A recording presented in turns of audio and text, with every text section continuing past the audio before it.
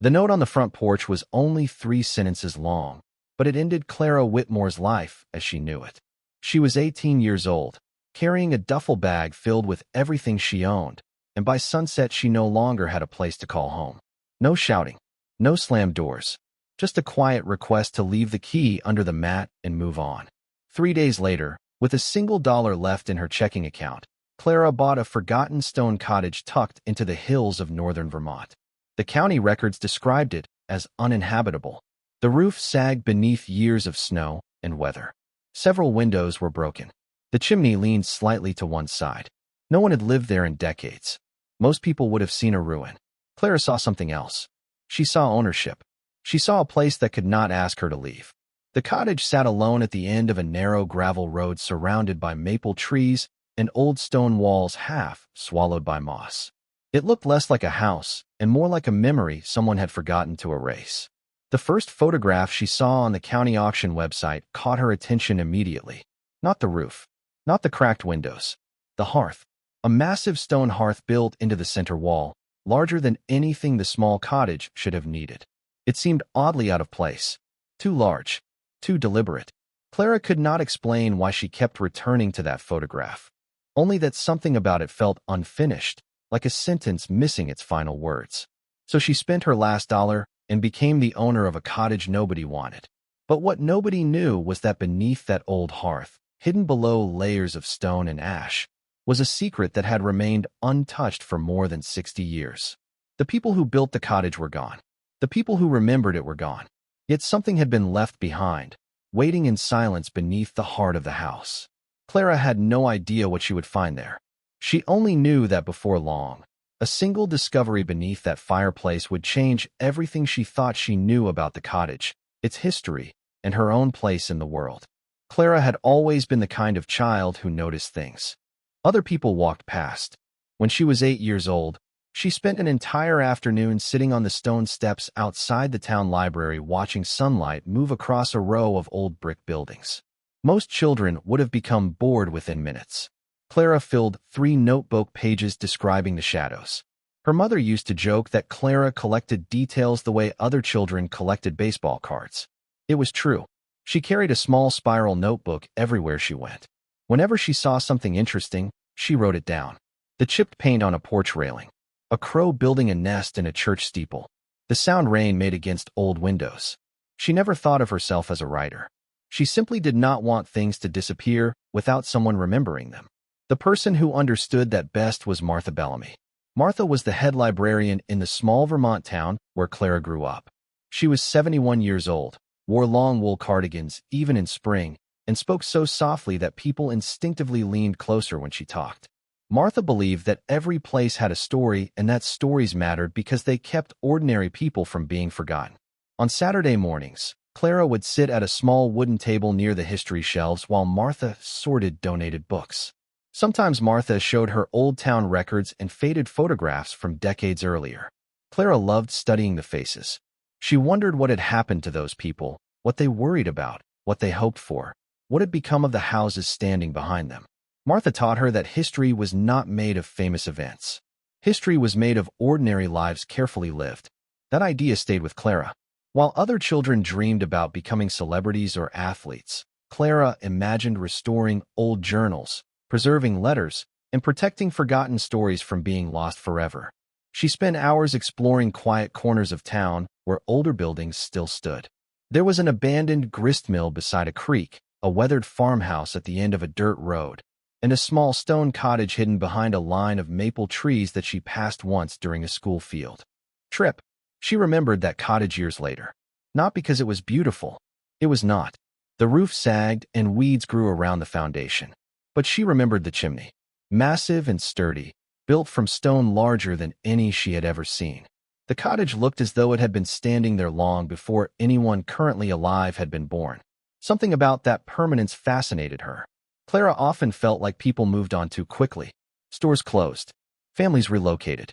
Buildings were demolished. Entire lives disappeared and left barely a trace behind. Old places seemed different. They remained. They remembered. By the time she reached high school, Clara had filled dozens of notebooks.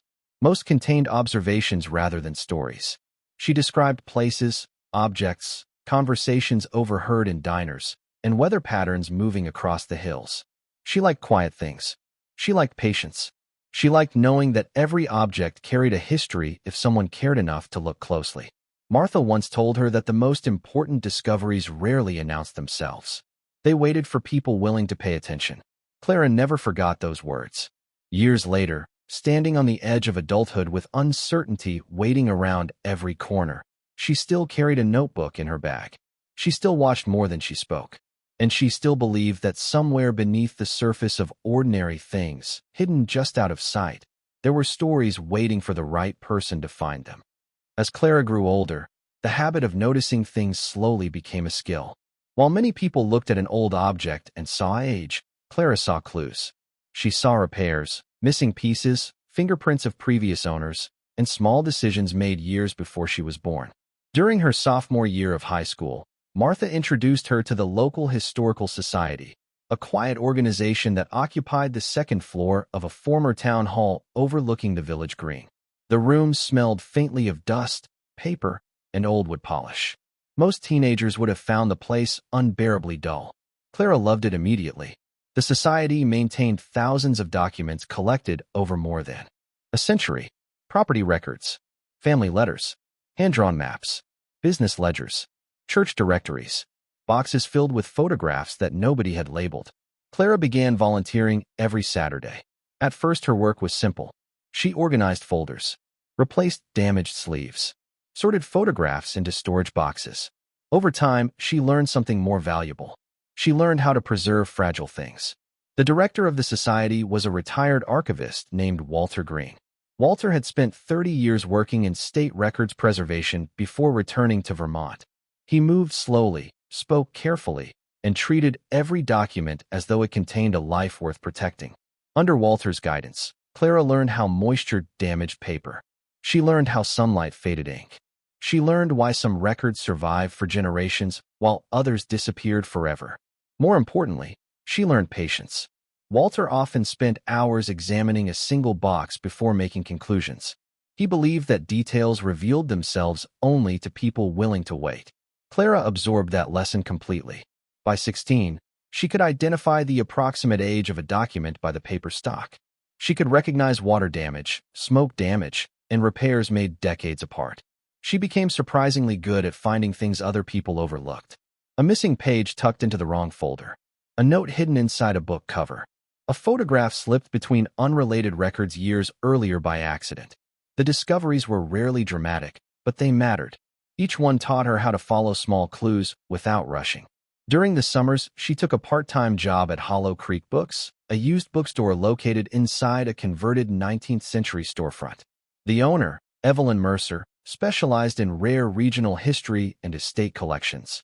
Customers often brought in boxes of books recovered from attics, barns, and abandoned houses. Clara spent long afternoons cleaning dust from covers and cataloging volumes that had not been opened in decades. Sometimes she discovered pressed flowers hidden between pages. Sometimes handwritten notes appeared in margins. Once she found an entire bundle of letters tucked inside the hollowed center of an old dictionary. Evelyn laughed when Clara brought them to the counter. She said Clara had a gift for uncovering things that wanted to remain hidden. Clara did not think of it as a gift. She simply paid attention. The bookstore also taught her practical skills that would become important later. She learned basic restoration techniques for water-damaged books. She learned how to handle fragile materials without destroying them. She learned how to clean mold from old paper and stabilize items that seemed beyond saving. Most importantly, she developed a deep respect for objects that carried stories. A cracked photograph, a worn notebook, or a faded letter often revealed more about a person's life than expensive possessions ever could. As the years passed, Clara found herself increasingly drawn toward older buildings. Whenever she traveled through rural Vermont, she noticed abandoned farmhouses, weathered barns, and forgotten cottages tucked among the hills. She wondered who had lived there. She wondered what remained inside after everyone left. There was never a specific reason for the fascination. It simply felt natural. Certain places seemed to call quietly across time. She never imagined that one day she would find herself responsible for one of those places. Yet looking back later, the path seemed almost obvious. Every skill she acquired pointed in the same direction. The patience to observe, the discipline to preserve, the ability to recognize significance hidden beneath ordinary surfaces. Without realizing it, Clara was preparing herself for a house she had not yet seen, a mystery she had not yet encountered, and a discovery waiting silently beneath layers of stone and years of forgotten history. The year Clara turned 18, the small structures that had quietly supported her life began disappearing one by one. None of it happened dramatically. There was no single terrible day that changed everything. Instead, the changes arrived slowly, like the shortening daylight of late autumn. At first, Martha Bellamy retired from the library. The decision was not unexpected. She was 71 and had spent most of her life among shelves and records. The town held a farewell gathering in the community room. There was cake, coffee, and polite speeches. Martha smiled through all of it. Clara smiled too. Yet when she walked into the library the following Saturday and saw someone else sitting behind the front desk, the building felt different. The books remained. The walls remained. But something important was gone. Martha moved south to live near her daughter in North Carolina. Before leaving, she gave Clara a fountain pen she had owned for decades. The brass clip was worn smooth from years of use. Inside the box was a handwritten note. It said that stories survived because someone chose to carry them forward. Clara kept the note folded inside her notebook. She read it often during the months that followed. Around the same time, changes began at Hollow Creek Books. Evelyn Mercer had owned the shop for nearly 30 years, but business had become increasingly difficult. Fewer customers came through the door. Online retailers sold books cheaper than she could. One rainy afternoon, Evelyn gathered her employees near the register and quietly explained that she would be closing permanently at the end of the season. Clara stood beside a display of local history volumes while Evelyn spoke. She understood every word, but they seemed to arrive from a great distance. The bookstore had become one of the few places where she felt completely understood. The thought of it standing empty felt impossible. During the final weeks, Clara helped pack shelves into boxes and organize inventory for auction. Every day, another section disappeared. First the travel books, then the history shelves, then the rare collections. By the final afternoon, the building echoed when people spoke. Dust outlines marked the places where bookcases had once stood. Evelyn locked the front door for the last time and handed Clara a small cardboard box filled with damaged journals that could not be sold. She told her to keep them. Clara carried the box home through cold November air. It felt heavier than it should have. The house she returned to belonged to her aunt and uncle. They had taken her in years earlier and had always treated her kindly. Yet time had a way of changing households. Her uncle's health began declining during the winter. He grew tired more easily. Tasks that once seemed simple became difficult. Doctor's appointments became frequent. Conversations grew quieter. The following spring, he passed away peacefully after a brief illness. The funeral was small. Friends gathered. Neighbors brought food. Clara helped organize family photographs for the memorial table. She spent hours selecting images because she wanted people to remember him accurately. Afterward, the house felt strangely hollow. Every room contained reminders of someone who was no longer there. Her aunt tried her best to continue forward. For a while, things remained stable. Then she met a man named Richard Holloway at a church volunteer event. Richard was polite, practical, and recently retired. Over the next several months, their relationship deepened. Clara genuinely wanted her aunt to be happy. She knew loneliness could become its own kind of burden. Yet she also sensed something shifting beneath the surface. Richard had spent most of his life living alone. He liked order. He liked routines. He liked the feeling of a household belonging entirely to the people who occupied it. He never treated Clara poorly. In many ways, that made the situation harder. There was no villain, no argument, no cruelty, only a growing awareness that she no longer fit naturally into the future they were building together. Small signs appeared first. Discussions about converting the spare bedroom into an office. Conversations about downsizing belongings. Casual comments about beginning a new chapter.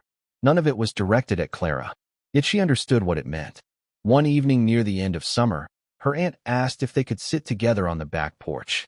The sun was setting behind the trees. Crickets had begun singing in the fields beyond the yard.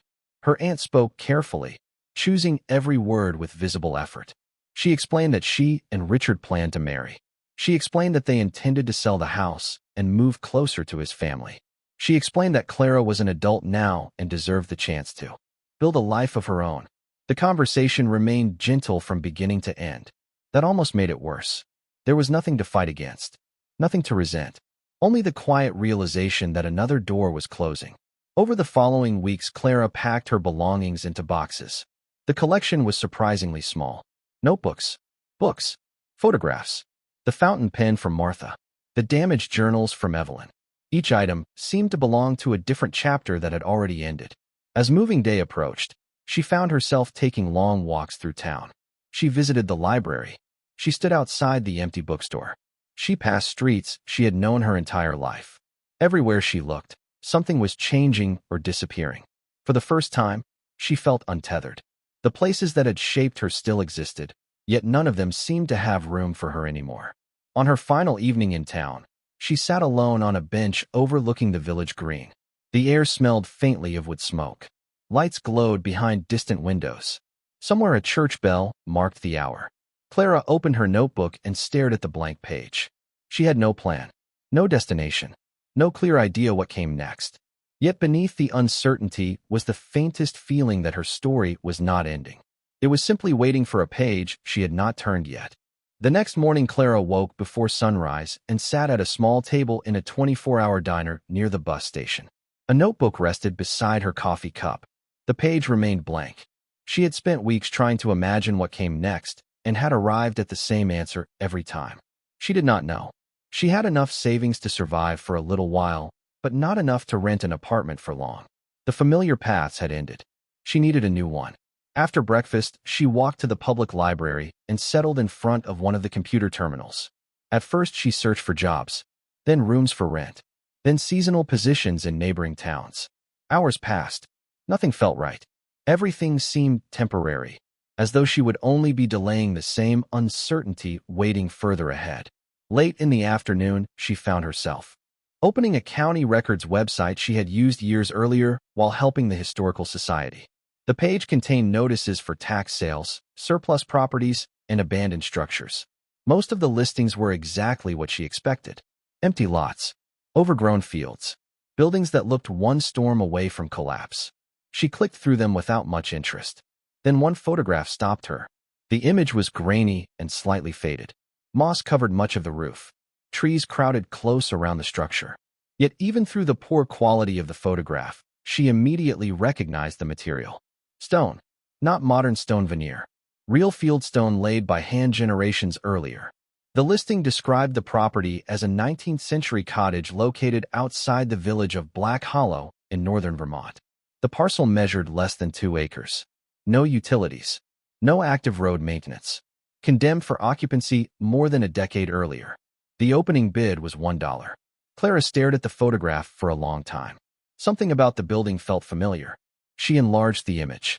The chimney rose from one side of the structure, broad and solid despite the years. The stonework looked unusually careful, as though whoever built it had expected it to endure. She opened the additional photographs. There were only 3. One showed the front wall. Another showed the roofline disappearing beneath branches. The third showed a close view of the chimney and a portion of a large hearth visible through a broken window. Clara felt a strange pull she could not explain. The cottage looked forgotten, but not abandoned in spirit. It looked patient. She downloaded the county report and read every page.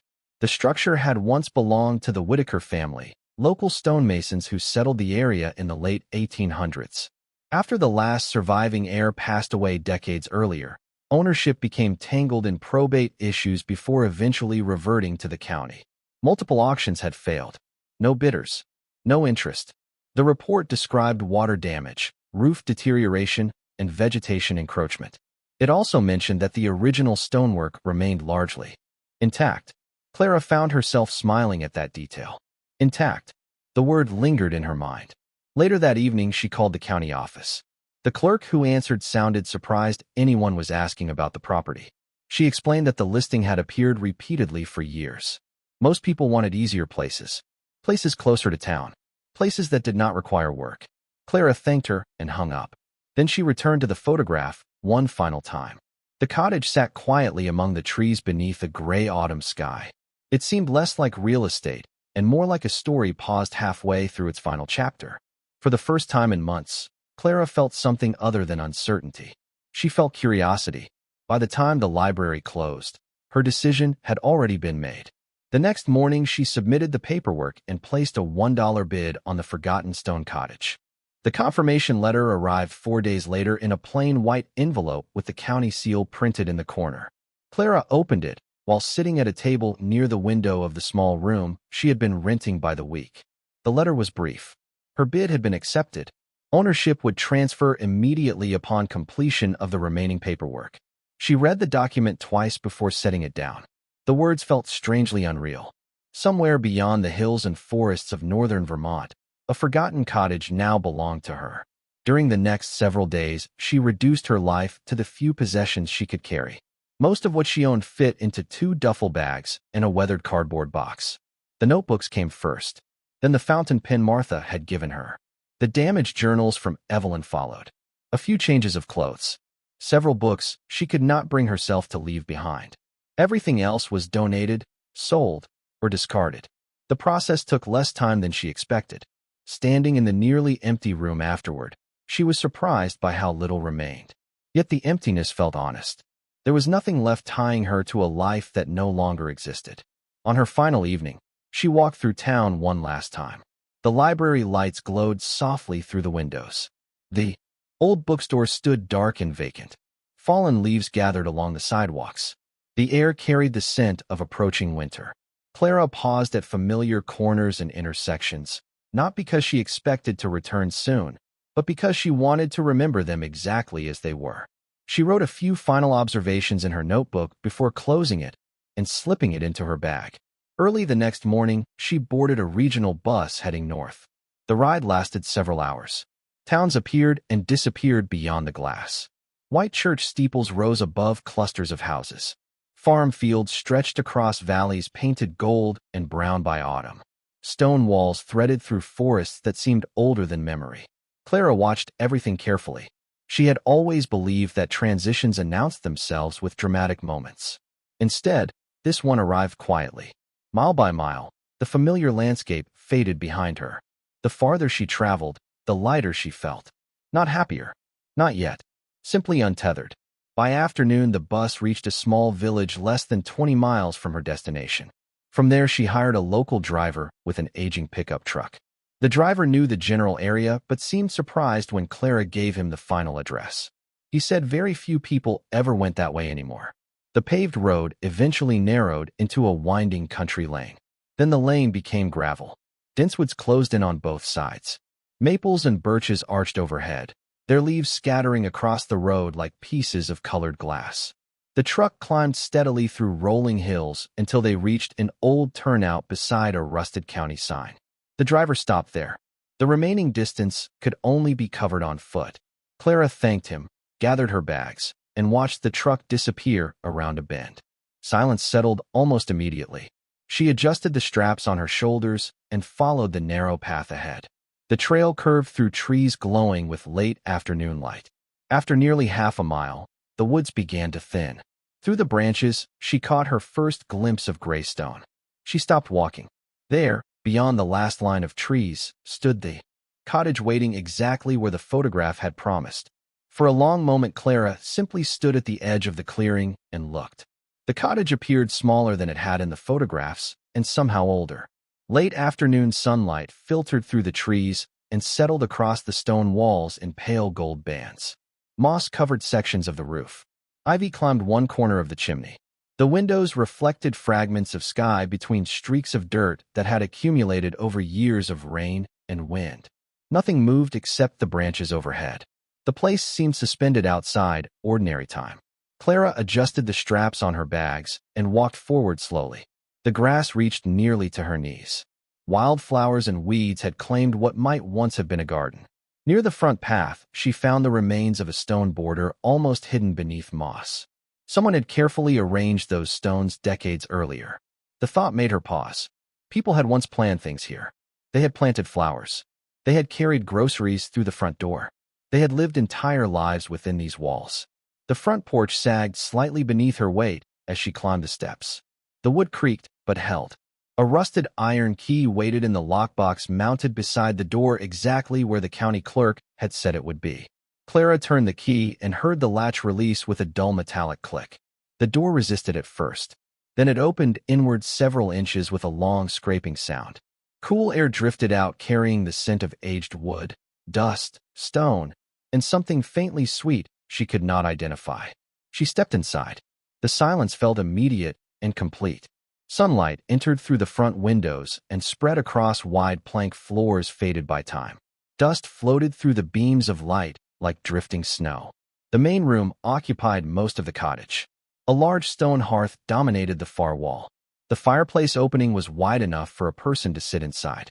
Heavy oak beams crossed the ceiling overhead. The furniture was gone, but marks remained where pieces had once stood. Rectangles of cleaner wood showed where tables and cabinets had protected the floor. From sunlight years earlier, Clara set her bags down and slowly turned in a circle. Every surface seemed to contain evidence of previous lives. A nail beside the doorway where someone had once hung a coat. A worn section of floor near the fireplace where countless footsteps had passed. Pencil marks on a wall measuring the heights of children long grown and gone. She moved toward the nearest window and pushed it open. The frame protested but eventually surrendered. Fresh autumn air entered the room. Leaves rustled outside. Somewhere deeper in the woods a bird called once and fell silent. The cottage seemed to exhale. Clara spent the next hour opening windows and clearing pathways through dust and debris. She worked carefully, treating the building less like a structure and more like an elderly relative waking from a long sleep. As daylight shifted, she explored each room. The kitchen sat behind the main living area. A cast-iron sink remained beneath a window overlooking the trees. Empty shelves lined one wall. Several glass jars still stood in place, cloudy with age. One contained dried lavender reduced almost to dust. Another held buttons sorted by color. Clara smiled when she saw them. The arrangement felt deliberate. Someone had cared enough to organize even the smallest things. Beyond the kitchen, she found a narrow pantry. Most of the shelves were empty except for a cracked ceramic crock and an old tin box filled with handwritten recipe cards. The handwriting belonged to someone with careful penmanship. Clara leafed through several cards before placing them back exactly where she found them. Upstairs, a steep staircase led to two small bedrooms beneath the roofline. The ceilings sloped sharply. Rain stains marked sections of plaster. Yet the rooms remained surprisingly intact. In one bedroom, she discovered faded floral wallpaper peeling at the corners. In the other, a simple wooden chair sat beside a window overlooking the clearing. Dust covered every surface, but the arrangement suggested that someone had stood up from the chair and intended to return shortly.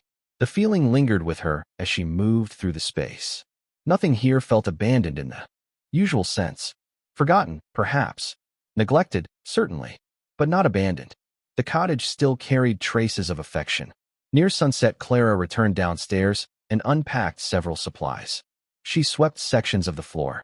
She cleaned enough space beside the hearth to spread a blanket for the night. As darkness approached, she lit a battery lantern and continued exploring details she had missed earlier. Above the fireplace hung a simple wooden mantel. The wood had darkened with age. Small decorative carvings lined its edge. Leaves, birds, stars. The craftsmanship was modest but thoughtful.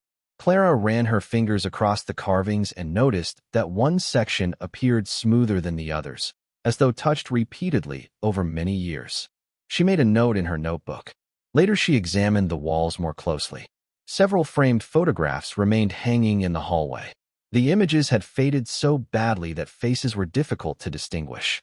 One showed a family standing in front of the cottage many decades earlier. Another captured a snowy landscape. A third displayed a group of men working with stone blocks beside a horse-drawn wagon. Clara studied each photograph carefully. Something about them felt important, though she could not explain why. The next morning she woke early and continued cleaning. Daylight revealed details hidden the previous evening. Behind a loose kitchen shelf, she found an old grocery list written on the back of an envelope. Beneath the staircase, she discovered a wooden crate filled with worn gardening tools. In a bedroom drawer, she uncovered several pressed maple leaves preserved between sheets of paper. Each small discovery added another layer to the story of the people who had lived here. None of it seemed remarkable by itself. Together, However, the objects created a sense of presence that was difficult to ignore. By afternoon, Clara ventured outside to explore the surrounding property. The clearing extended farther than she expected. Stone walls wound through the woods in several directions, their original purpose long forgotten. Near the edge of the property, she found the remains of a small shed collapsed beneath vines. Behind it stood an ancient maple tree whose trunk measured nearly 4 feet across. Returning toward the cottage, she noticed something unusual near the chimney foundation. Several stones differed slightly from the others. Their color was darker, their edges more precise. She crouched to examine them, but could find no obvious explanation. Back inside, her attention returned repeatedly to the fireplace. The structure dominated the house in a way that seemed almost disproportionate. The hearth extended farther into the room than necessary. The stonework was excellent. Too excellent, perhaps, compared to the rest of the cottage. As evening settled over the clearing, Clara sat cross-legged on the floor, studying the massive hearth in lantern light. Her eyes followed the lines of the stonework from floor to mantel. Then she noticed something she had overlooked entirely. Near the center of the hearthstone, hidden beneath decades of soot and dust, a faint carved symbol emerged when the light struck at the proper angle. It was small, easy to miss. Yet once she saw it, she could not look away. Clara remained on the floor long after darkness settled around the cottage. The lantern light flickered across the stone hearth, causing the faint symbol to appear and disappear as shadows shifted. She fetched a soft brush from her supplies and carefully removed decades of soot from the surrounding stone. Little by little, the carving became clearer. It was not decorative. It resembled a mason's mark, the kind stoneworkers sometimes left behind to identify their work. Yet something about it felt deliberate.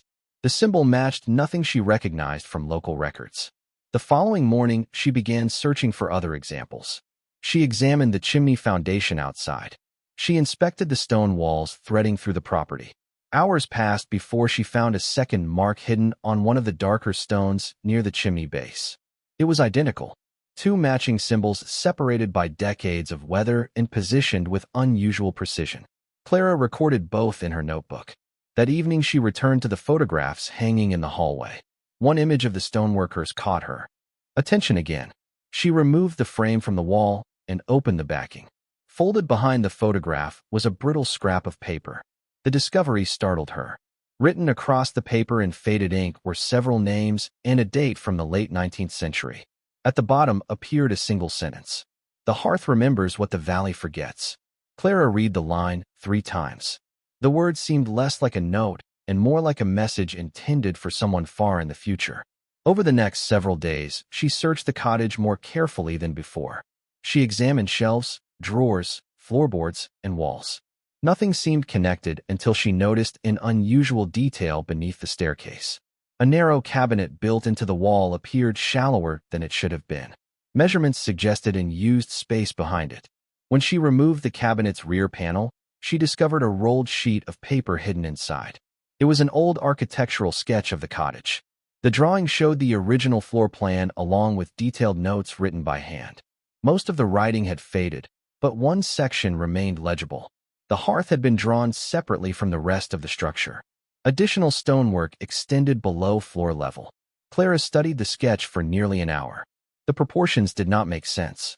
The foundation beneath the fireplace appeared far larger than necessary for support alone.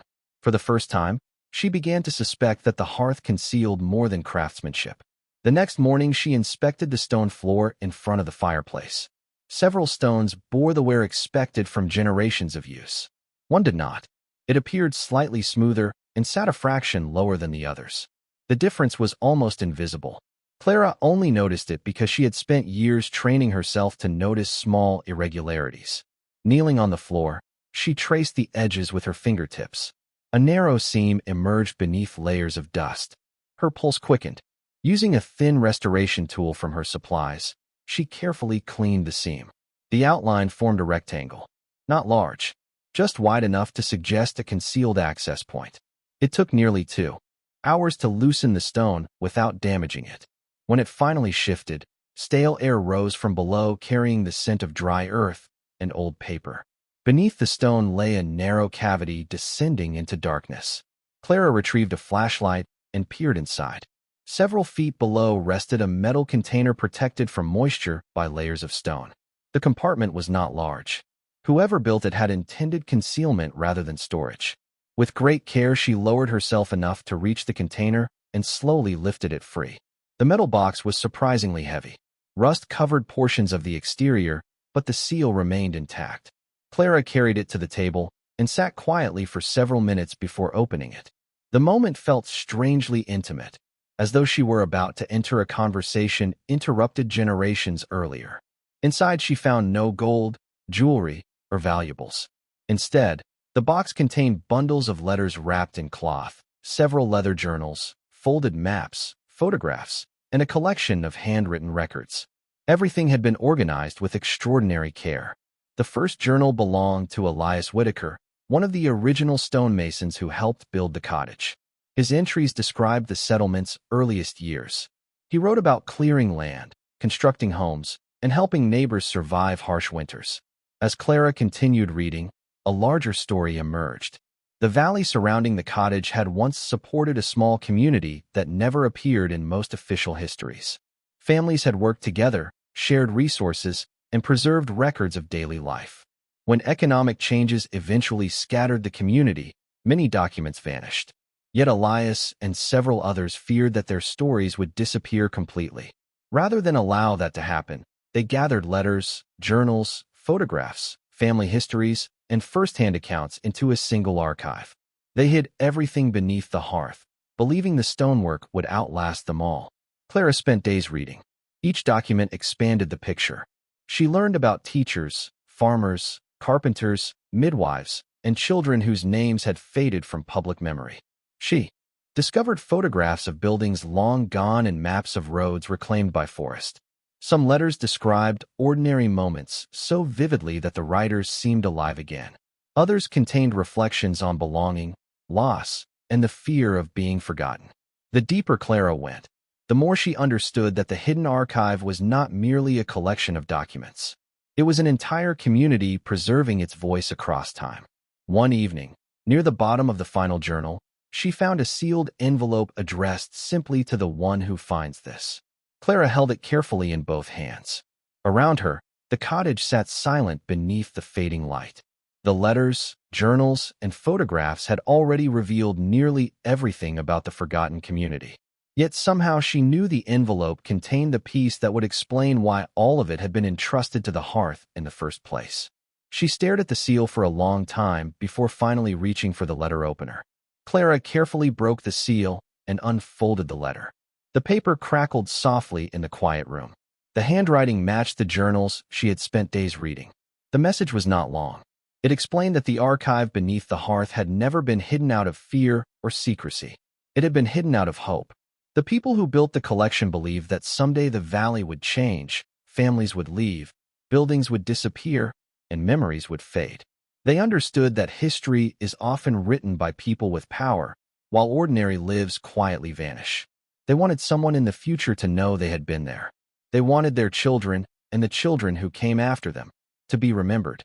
The final line stopped Clara completely. The writer explained that the collection was being left not for a descendant, not for a specific family, but for whoever cared enough to look. Whoever found it would become its keeper. Clara lowered the letter and stared at the fading light beyond the windows. For the first time since arriving, she understood why the discovery felt so personal. The people who created the archive had spent their lives preserving the stories of a community. She had spent hers doing the same thing in smaller ways. The connection was not blood. It was purpose. Over the following months, the cottage slowly changed. Clara repaired windows. She cleared the overgrown garden. She cataloged every letter, photograph, map, and journal. Local historians helped preserve copies of the materials. Families from nearby towns visited to see records of relatives they never knew existed. Forgotten names returned to conversations. Forgotten faces returned to walls. The cottage became more than a house. It became a place where memory lived. Winter arrived, and then spring. New grass appeared around the stone foundation. Wildflowers returned along the path. One evening, Clara sat beside the restored hearth with her notebook open on her lap. The room glowed with warm firelight. Shelves held carefully organized archives. Outside, the last light of day filtered through the maple trees. She thought about the uncertainty that had once followed her everywhere. The feeling of standing outside every door, never fully belonging. That feeling was gone now. Not because she had found answers to every question, but because she had found a place where her presence mattered. The cottage no longer felt like something she owned. It felt like something she had joined. As darkness settled across the valley, Clara added a final entry to her notebook, closed the cover, and looked around the room. The hearth stood quietly against the stone wall, holding its secrets no longer. Beyond the windows, the woods rustled softly in the evening breeze. For the first time in a very long time, she felt exactly where she was meant to be.